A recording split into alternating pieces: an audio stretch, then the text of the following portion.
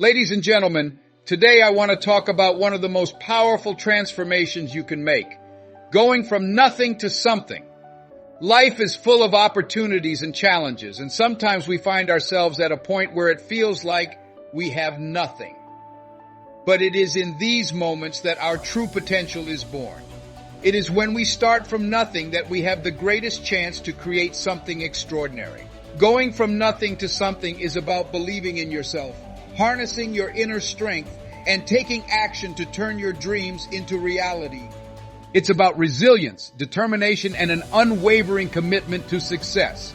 Today, I challenge you to see every setback as a setup for a comeback, and to understand that your current situation does not define your future. A few of you are heading to bed. You also don't deserve to be. You lazy people don't deserve to sleep. You're not worthy of sleep. Those who work should take breaks. You are not in action. You're chilling every day. Your why must be clear to you. And every morning, I wake up because of my why. You're not getting it. Pay serious attention to what I have to say. If you're brave enough to list all of your goals down, you can write them all down. However, I have something to tell you. You will be smacked in the mouth by life. You also need to do me a great favor. That is not why you should be doing this. Nothing knocks you out at the conclusion of your feelings. However, every principle concludes with a promise. Discover a man who works hard at what he does, and he will stand before monarchs rather than just cruel people. You turn down your dreams on a daily basis. It's possible that you're delaying your dreams by 6 months. That one day only, that one day you choose not to wake up, might have pushed your belongings back. How long is unknown to me? The initial stage of life success. Pay attention to me, the initial level. Observing it is the first step, like you understand it clearly and are certain of your desires. You are certain of when you desire it. Pay attention to me. It tastes just how you know it does. You are aware of its appearance. You are familiar with its scent prior to really losing it. When you explode, you succeed. Without it, you genuinely hold it in the palm of your hand. The reason I'm telling you this right now is that I care about you. I can tell you this since I have experienced it myself. That's what I did. After 3 years, you're ready to step away. It doesn't appear to be working the way you anticipate after 5 years of doing it. All of your money is invested in it. People are staring at you crazy when you devote all of your time to it. You have invested for 5 years now. You've invested too much to give up now. Some of you have the issue of wanting someone else to encourage your dreams. However, this is my moment. It's my time now. Next day. It is not possible to have a tomorrow. How does your dream appear? How does it smell? How does it taste? Get your ass and make it happen if that's what you want to happen. Get up and grind if that's what you want to happen. Man, Detroit was really thriving while I was growing up. Michael Jackson, Stevie Wonder, and Smokey Robinson were all part of Motown. Detroit was like, when you think of the United States of America, you think of a metropolitan area. During the 1970s, we were in the same league as Chicago, New York, and Los Angeles. After all, if it was taking place, it was in Hitsville, right? USA. Indeed, Detroit is at its prime right now. The city is experiencing a renaissance or revival. In Detroit, a newness exists. The auto industry, Ford, GM, Chrysler, it was doing quite well. Detroit was just, it was living after all at that point.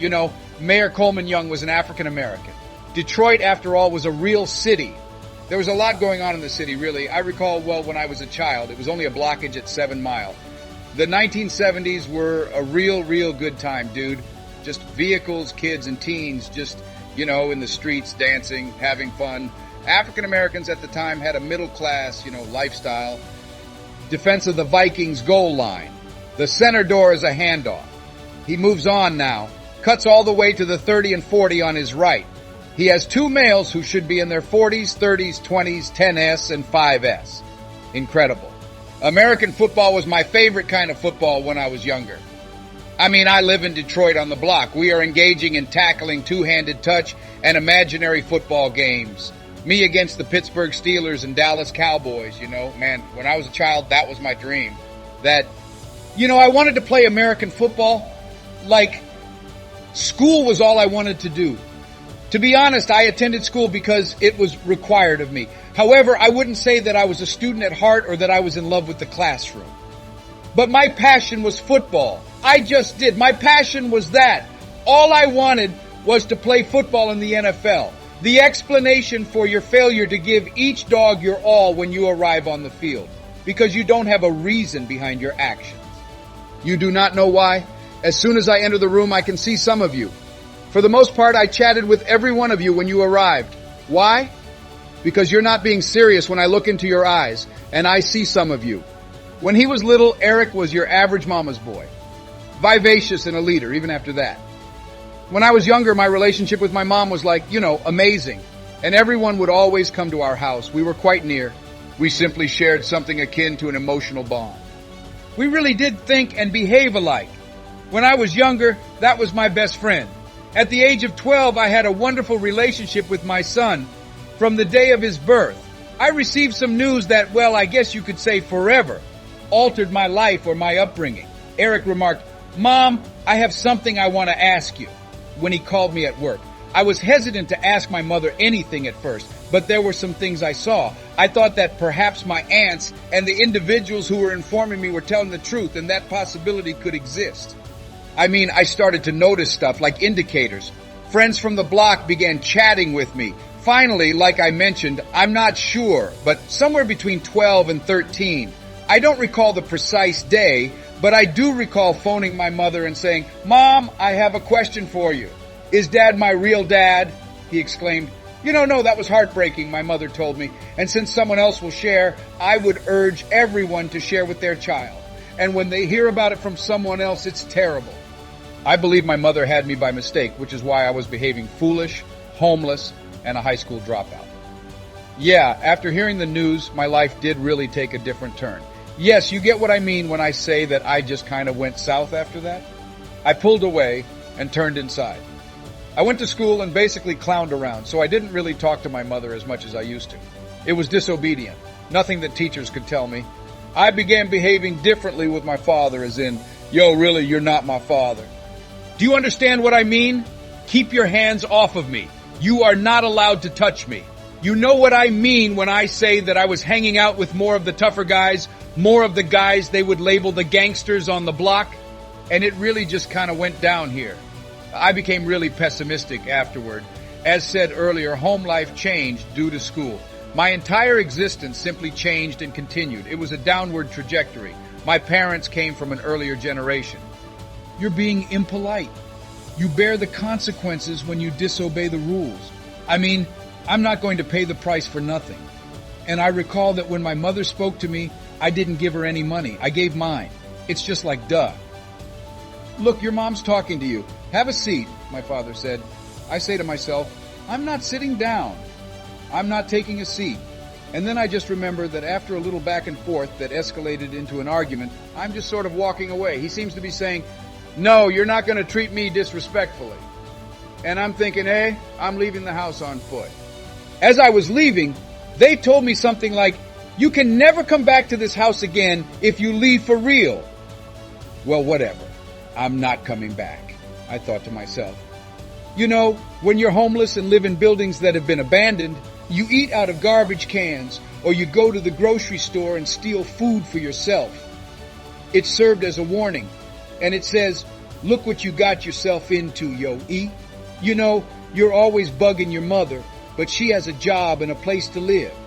Like, you're the only one residing among deserted structures. The only one eating from trash cans is you. I was like, yo, hey, really, you need to quit assigning blame. You have to accept personal responsibility at some time. Then something clicked. You got yourself here. Dude, you helped yourself get here. Whatever else may have happened, you need to get out right now. And all I can think of is telling you, man, that this isn't the end of your life, even if you're homeless right now. Perhaps this is the tale for today. This is not how my life will conclude. That was something I recall thinking to myself, we're going to leave here. We will succeed. It's freezing in Detroit in the winter, so I'm sleeping in between buildings. The only reason I'm at restaurants is to try to escape the cold rather than to eat. And I think to myself, this isn't going to last forever. And I distinctly recall thinking, man, I don't have nothing else, despite not having been religious or raised in a church or anything similar. I seemed to have prayed softly, "Man, God, I need help. I need your assistance to get out of this situation. I'm telling you, suffering passes. It might continue for a minute, an hour, a day, or even a year. But in the end, it will pass and be replaced by something new. But if I give up, it will never end." My freshman year, some boys and I launched a college ministry. Every Tuesday, Thursday, and Sunday, we would carry it out. These guys were beasts, really. As you may recall, one man desired to practice law and another pastoral ministry. Both his grandpa and father were probably clergymen. At first, all I wanted was to contribute to anything constructive, you know? I relocated to Huntsville, Alabama from Detroit, Michigan, with the sole intention of contributing to a constructive endeavor. I had no idea that I could talk. I had no idea that I could speak. I mean, as a child, I spoke a lot. If you ask my mother or my instructors, I'm sure you'll understand what I mean. Yes, I spoke a lot, but I never considered talking to be my job. However, upon arriving at college, I noticed African American men. They are identified as WSB, which stands for willing, successful, and black. These guys were amazing. Hugo Boss suits, power ties, they looked like lawyers. And I would hear what they were talking about. They discussed Brown v. Board of Education, Plessy v. Ferguson, and the need to surround oneself with positive African American guys. For the first time, I wasn't in the neighborhood where they were discussing gangs, girls, drugs, and fights. It was astonishing that these people were discussing foreign affairs. I was thinking, all I want to be is a hole in the wall at that point. I then began assisting these guys, putting programs together and other tasks. One day, though, one of the guys failed to appear to give a speech. And, I had to do it because I was there. I thus recall that my first speech was unbelievable. The crowd for my first address was roughly 3,400, and they really did adore it. It's funny how people would approach me later and say things like, "Hey, Eric, you said something that really pricked my heart." Whoa, I thought, it reminded me of football. That was me when I played football. However, I'd never done anything intellectual that would have given me the same kind of feeling as playing sports. I said, "Yeah, wait," when they gave me a chance to speak, and everything went well. Hold off until I can acquire it, until the next opportunity. I realized at the age of 19, as a freshman in college, that this was something when I would talk because, I would just feel like a superhuman every time I spoke. It was a gift, this. It was unique, and I had decided that my hustle was going to be public speaking rather than playing football. You'll achieve when your desire to succeed is as strong as your desire to breathe. I'm not sure how many of you have asthma, but if you have ever experienced an asthma attack, you will be panting, wheezing, and having trouble breathing. You're only trying to take a breath of fresh air. Nothing about no basketball game matters to you. What's on TV doesn't matter to you. It doesn't matter if no one calls you. You are uninterested in parties. When you're trying to breathe, getting some fresh air is all that matters. And that's it. You'll know you've succeeded when you reach a stage where achieving achievement is all you want to do, more than breathing. I believe that my presentation is so special because it is truly heartfelt. You are aware that my words are genuine, and I don't mind being open and honest. I don't hesitate to discuss my shortcomings. I'm not hesitant to discuss regarding my worries. I have no problem sharing my tale and opening up to the public about my life. My friends, as we conclude our time together, remember this. The journey from nothing to something is one of the most rewarding experiences you can have. It is a testament to your strength, your vision, and your relentless pursuit of your dreams. Every great success story begins with someone who started from nothing and dared to believe they could achieve something great. Think about where you are now and where you want to be. Imagine the possibilities that lie ahead if you commit to taking bold, decisive action every day. No matter where you start, you have the power to shape your future and create something extraordinary. As you leave here today, carry with you the belief that you can transform your life.